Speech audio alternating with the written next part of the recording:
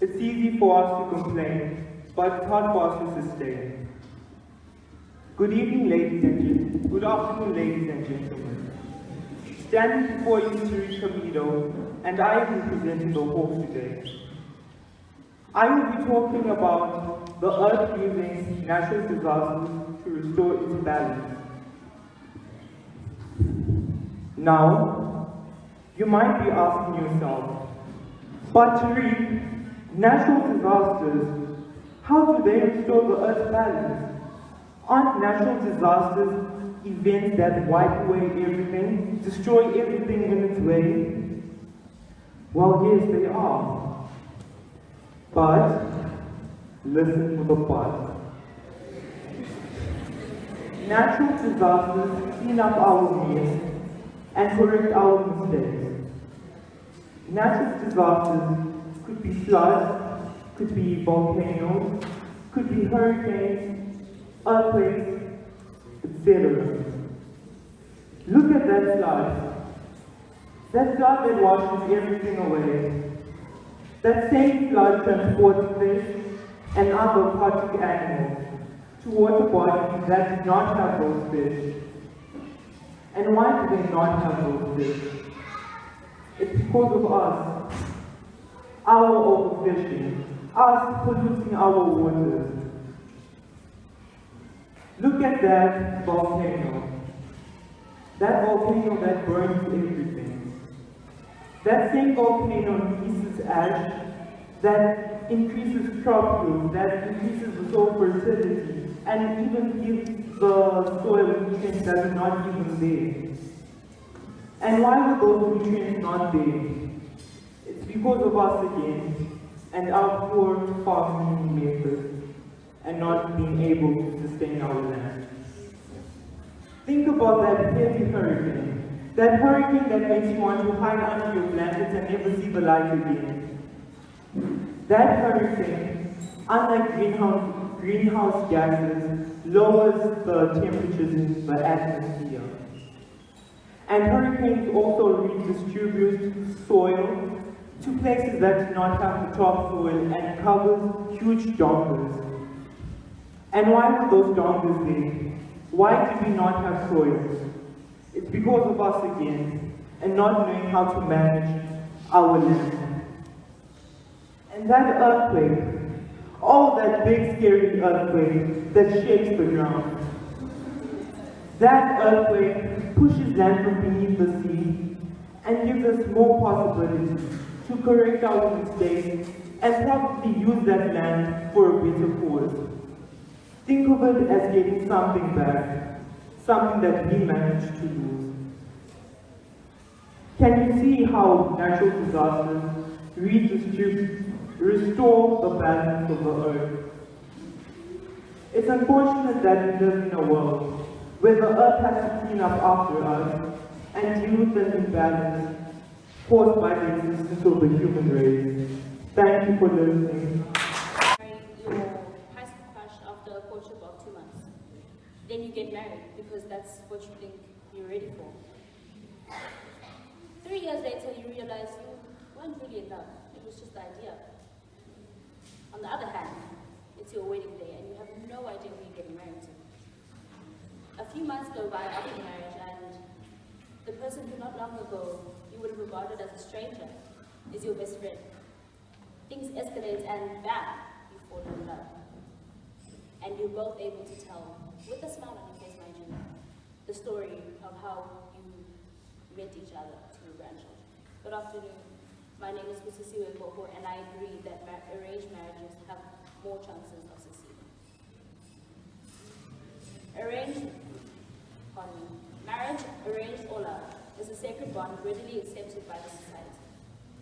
Nowadays, values of marriage aren't necessarily taken note of as people rush to tear each other down rather than building each other up because of their differences. Arranged marriages are far from a new concept and are still practiced in certain parts of the world. According to Joseph Sayana, a psychologist at Married at First Sight, says that people in Japan, India, Pakistan, and China still get marriage. Still get married by their parents. It is speculated that as much as 60% of Indian marriages are arranged. A study taken in 2012 shows that the divorce rate being under 4%, as opposed to love marriages in the USA, which was about 40%. In the very kingdom we live in, arranged marriages have and still are still practice. This is where my unpopular opinion comes in. I believe that if this were to be treated as a business transaction, in which both parties are fully aware and agree with the rules and regulations, there should be no reason for failure. Listen and listen well. Corruption. We first need to define the term corruption. Corruption is mainly based on people who are dishonest, fraudulent conduct by those in power, typically involving bribery. We all know that corruption has affected countries all over the world. Corruption is mainly caused by greed. Everyone, black or white, wants to have everything in the world for him or herself. Everyone wants to be a millionaire, drive the latest cars, and want to have the most beautiful mansion they can ever imagine. Greetings to all. My name is Sheridan Longa, and my topic is mainly a question that will be answered by me. Will there ever be a world without corruption? My first topic is technology. Technology is mainly there to help all of us in our studies and our vocabulary. Technology helps us in many ways in our lives. And my second topic is corruption. Corruption is mainly caused by greed. Greed, as it is described, a very intense and selfish desire for something, especially wealth, power, or food. I personally think that everyone has greed in their lives at some part. Most corruption mainly comes from role models. Role models help everyone to be confident, brave, and try new things. They've shown us that there is more to life than just playing around. My conclusion is that I agree that the world would never be a better place without corruption, and I also agree that it's a terrible one. From what I've said and written, I hope that I have been able to convince all of you. Teenage pregnancy.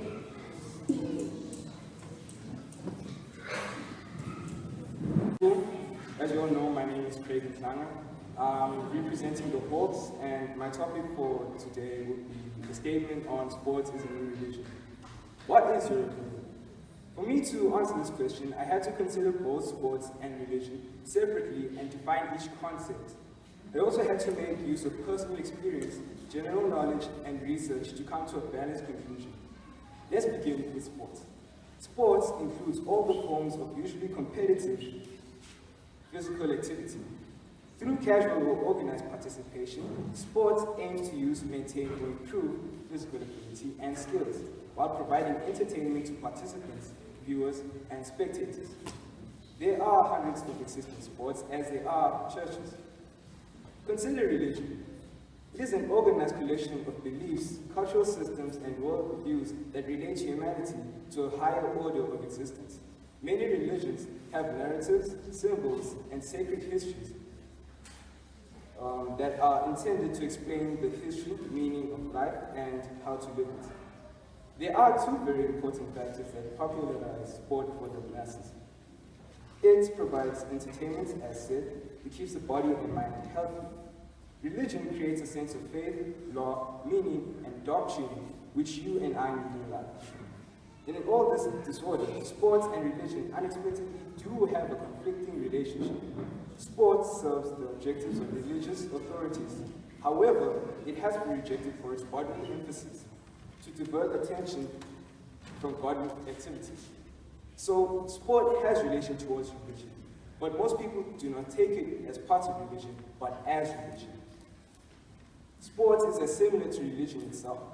As religion is a worship of something, especially godly commodities, sport is worship of sportsmen or women displaying superhuman speed, strength, talents, and abilities. People literally live for sports. These kinds of people are usually, or obviously, the people who devote their lives to it, the participants themselves, such as soccer players like Messi or Neymar. But themselves, some viewers follow soccer like a lion does in the park.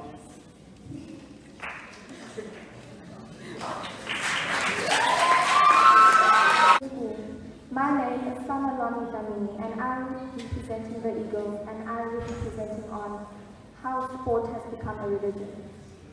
Firstly, what is sport and religion? Sport is an activity involving physical action and skill in which a person competes against another for entertainment. And religion is the belief in and worship of the superhuman controlling power. We, as the new generation, prefer to get paid than to be spiritually intact. And if your academics are not enough entertainment, sport is the next best thing. We live, we breathe, and believe sport. Things like soccer, basketball, tennis, and swimming. But if we were to discuss beliefs and religion, there isn't a lot of information we can get about God and the Bible. We fail to commit to reading a few chapters on what we believe and live by.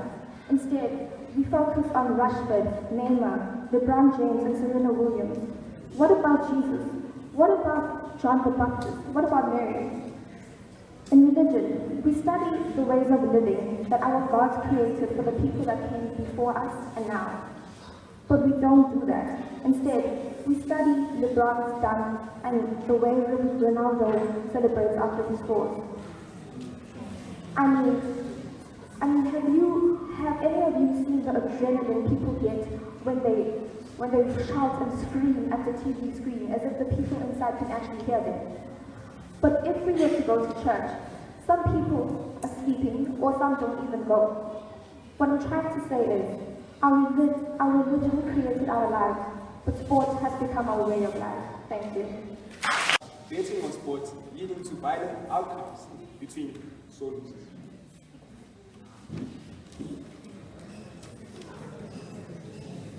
But as my opinion, I do think religion is part of sports. I also think that it's just as important as religion. Thank you. Mr. Chair, timekeeper, and floor at large. My name is Sabina Numalo. I'm representing the Hawks, and I'll be speaking today on why I agree with the statement that taking a young pregnant teen out of school is an infringement of their rights to learn. Firstly, I'd like to mention that this young girl didn't get pregnant on her own.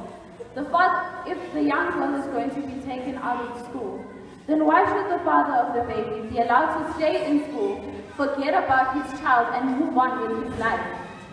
Both of them should suffer the consequences because they made the baby together. Secondly, I'd like to say, if a young girl is taken out of school, what other option is she going to have but to resort to having an illegal or unsafe abortion just so that she can go back to school? Even criminals who are in prison are allowed to learn while in jail. So why should a young girl who has only made the mistake of falling pregnant be kicked out of school? To this day, we have a huge problem of people being raped and sexually abused. Not all pregnant teens are in that situation because they chose to be there. Young girls are being raped by their fathers, uncles, family members, teachers, so many different people.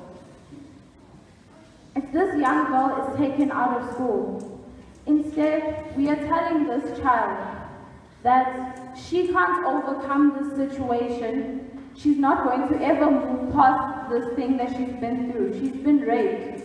So why can't we help her? Why can't we show her that she can overcome this situation? She can move on with her life, and she can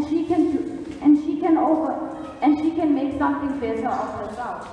we're telling this child that her life is over now. She's taken out of, she's going to be kicked out of school and have to look after her child for the rest of her life. What happens to everybody deserves a second chance. Thank you. Faith. With religion, there are many celebrations which take place throughout the year.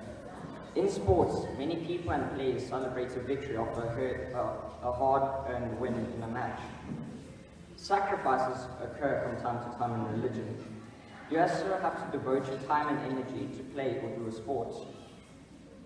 Being faithful to a club you support is an important role, as well as keeping your beliefs and faith in your religion.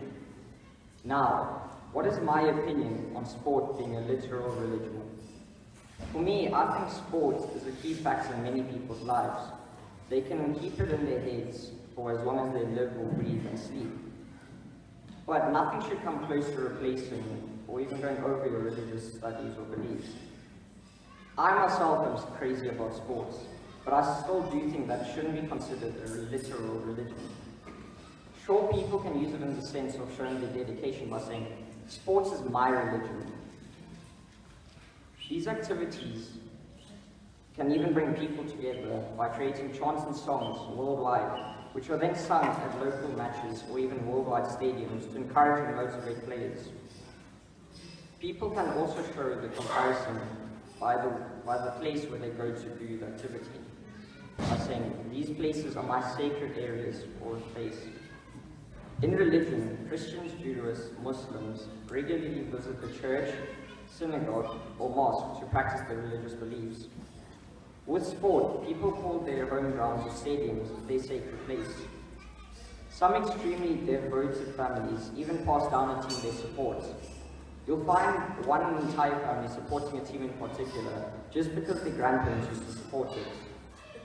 Like in religion, you don't really have a... But it's hard for us to sustain. Good evening, ladies and gentlemen. Good afternoon, ladies and gentlemen. Standing before you, Sue Shamido, and I am representing the Hawk today. I will be talking about the Earth using natural disasters to restore its balance. Now, you might be asking yourself, but Tariq, natural disasters, how do they restore the Earth's balance? Aren't natural disasters events that wipe away everything, destroy everything in its way? Well, yes, they are. But, listen for the but. Natural disasters clean up our mess and correct our mistakes. Natural disasters could be floods, could be volcanoes, could be hurricanes, earthquakes, etc. Look at that flood. That flood that washes everything away. That same flood transports fish and other aquatic animals to water bodies that do not have those fish. And why do they not have those fish? It's because of us. Our overfishing. Us polluting our waters. Look at that volcano. That volcano that burns everything. That same volcano releases ash that increases crop yield, that increases the soil fertility, and even gives the soil nutrients that are not even there. And why were those nutrients not there? It's because of us again, and our poor farming methods, and not being able to sustain our land. Think about that heavy hurricane. That hurricane that makes you want to hide under your blankets and never see the light again. That hurricane, unlike greenhouse gases, lowers the temperatures in the atmosphere. And hurricanes also redistribute soil to places that do not have the topsoil and covers huge dongas. And why were those dongas there? Why did we not have soil? It's because of us again, and not knowing how to manage our land. And that earthquake, Oh, that big scary earthquake that shakes the ground. That earthquake pushes land from beneath the sea and gives us more possibilities to correct our mistakes and probably use that land for a better cause. Think of it as getting something back, something that we managed to lose. Can you see how natural disasters restore the balance of the earth? It's unfortunate that we live in a world where the earth has to clean up after us and deal with an imbalance caused by the existence of the human race. Thank you for listening. From trapping too much of the sun heat by helping to circulate greenhouse gases locally, as we shade the ocean locally, preventing heat from building up too dramatically for the safety of certain sea creatures. Earthquakes play a vital role in providing for mankind's survival. Without them, nutrients essential for land life would erode off the continents and accumulate in the ocean. In a relatively brief time, land creatures, at least the advanced species, would starve. But thanks to the movement of the Earth's tectonic plates, these nutrients are recycled back onto the continents. In conclusion, the Earth, over millions of years, has allowed species like dinosaurs to thrive and then shaking them off when it was ready. And despite the worry over our natural resources, water, overpopulation, and the like, Mother Nature will take care of us, one way or the other. Thank you. We listen breathtakingly as one breathtakingly useless product, one after the other, over and over, gets manipulated, misinterpreted, for quick gain in politics. The chronic fib, where our politicians tend to tell us what we want to hear rather than the truth to protect themselves, to protect us. For example, our taxes are going to be increased. Our taxes are going to be increased to benefit those who are living below poverty line. We're going to give them things like infrastructure, food, clothing. But I don't know about you, but I don't see any change happening today. Where are our taxes going? I don't see any change from this. But they're trying to protect themselves. They're trying to protect us. The chronic fib. Good afternoon, ladies and gentlemen. Floor at large. I am Holloway, representing the Eagles with the topic Truth and Politics. Seldom mix. Seldom mix we mean rarely, infrequently. So, is there truth in politics right or wrong? While you gather your thoughts and opinions on the statements, I will enlighten you with that of my own. No, I don't think so. Why? Because our politicians cannot tell us straight cut truth. They tend to just tell us that issues will be dealt with, that there'll be a betterment in our future, that we're dealing with this stuff, but I still don't see it happening today. I still don't see any difference in the challenges that we're facing today. However, truth can be looked at in several ways. For example, truth can be referred to as the concept or idea of reality, and I mean literally mirroring reality in our heads. Or alternatively, truth can be logical reasoning, as in I mean the sky is only truly blue if the color of blue is actually blue. But in politics, truth is the idea of reality. In politics, we are literally mirrored with these ideas in our heads. And I'll just briefly explain to you with, social media or whatever. It's like an image. An image we all want to see, an image we're so keen on seeing. The image, they tend to tell us what we're going to see, that this image is so beautiful, but this image is loading. This image is just loading, and we're waiting to see this image because they're telling us of how great we're going to see, what we're going to see in that image, but it's just loading.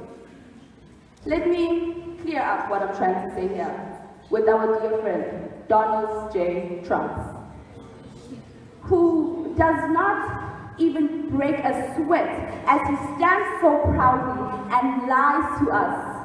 For example, he says things like, Medicare is going to be dealt with, it's going to be made stronger. Social security is going to be made stronger. Social security, security in America being made stronger. Do we see this change? I don't see any security being made stronger in America, and I'm 100% sure that we can all agree, all of us in this room. It's actually been said that in just a month, Donald Trump has said 1,700 false statements. And I need you to realize that this is a president that most countries follow, who has said in just a month 1,700 false statements. Truth is what lies are not. Politicians are what the truth is not. We are said to be living in the post-truth, where we put rest to objective facts, replacing them with appeals to emotional and personal belief. Fact is dominated by emotions, basically, is what I mean.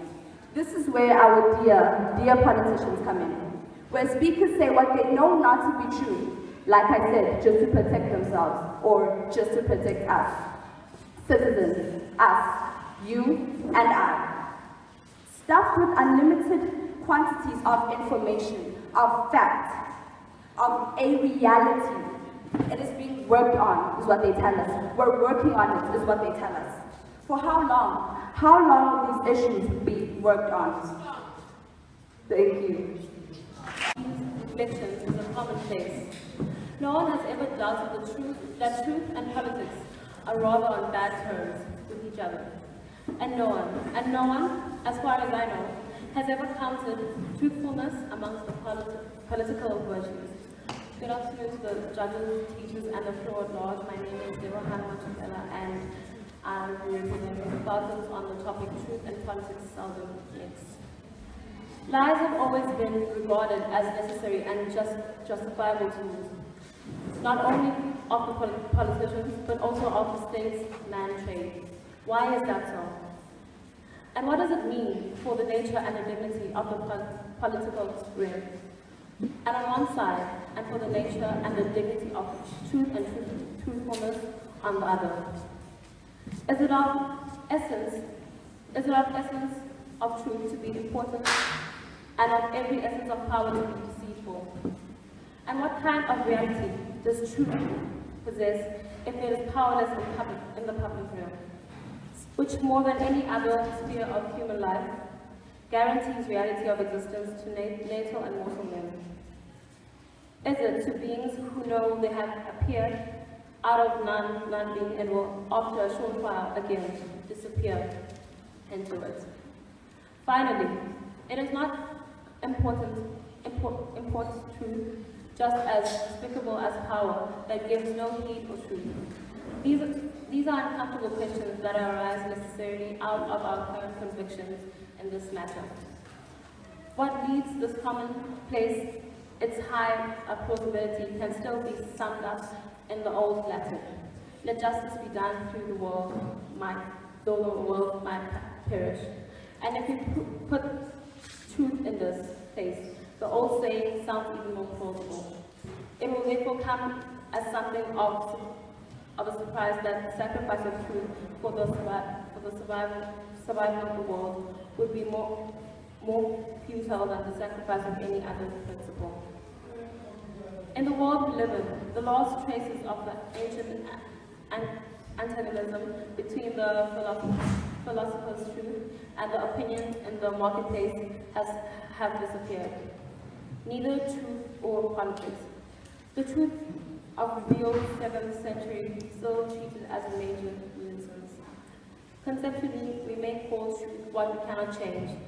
Metaphorically, it is the ground at which we stand and the sky stretches above us.